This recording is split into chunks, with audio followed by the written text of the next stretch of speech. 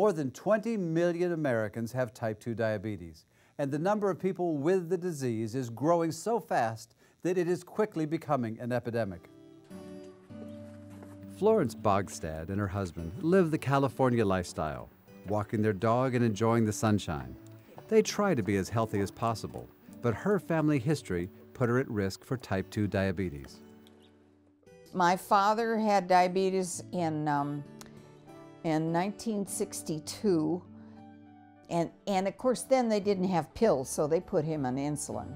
And unfortunately, he only lived another year. And then my mother had it, and she lived to 78.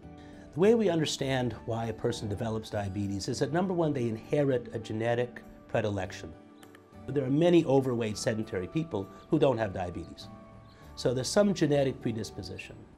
Florence was retired from the Los Angeles school system when she suddenly began experiencing some of the symptoms of diabetes, like increased appetite, fatigue, increased thirst, and frequent urination.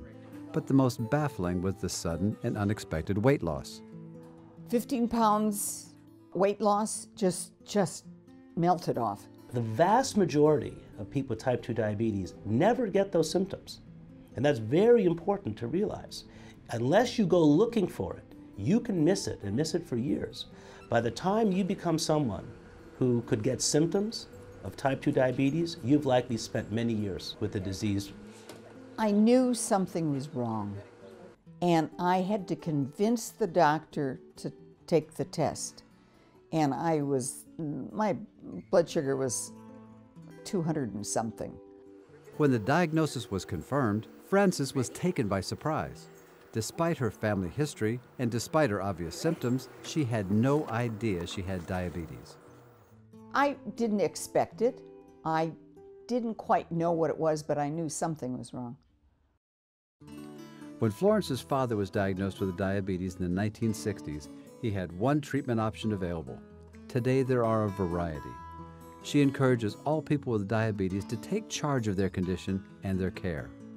I think that they should find out from their doctor what they should do, what they shouldn't do, and yes, you've got to exercise. Today, it's never been easier to live with type 2 diabetes.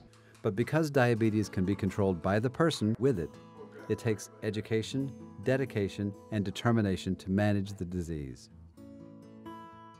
Most people who are newly diagnosed with type 2 diabetes will have to make some changes in their lifestyle, and they may have to take medications. But treatments for type 2 diabetes do not come in one size fits all. Each person needs to have a treatment plan designed specifically for his or her unique body chemistry and lifestyle. 59-year-old Will Davis is a retired member of the United States Air Force. Shortly after his discharge from the military, he was diagnosed with type 2 diabetes. 10 years after his diagnosis, he began to experience some unusual discomfort. I had pain in my right chest. The pain was going from my neck up to my jaw and made me kind of grit my teeth a little against the pain. What Will was feeling was angina, a squeezing or tightness in the chest caused by blocked arteries. He went to see his doctor at the VA clinic in San Antonio, and they took immediate action.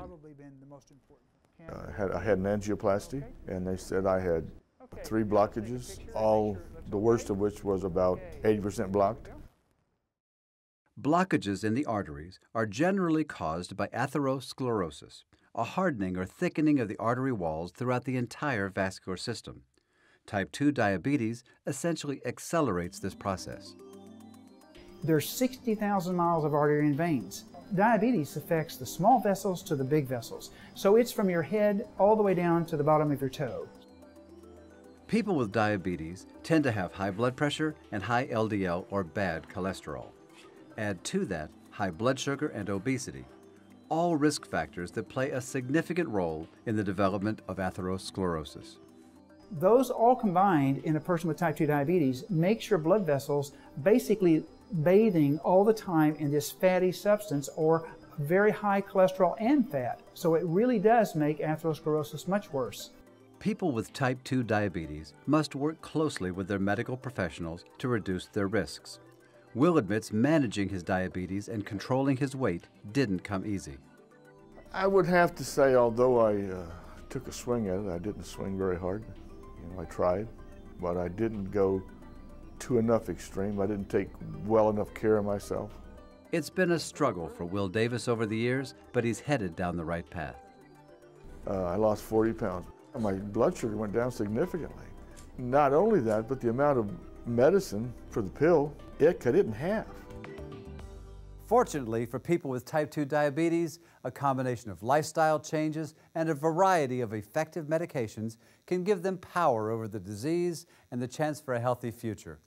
It's important to emphasize that they are in control and not the diabetes. To answer any specific questions you may have, be sure to contact your healthcare provider.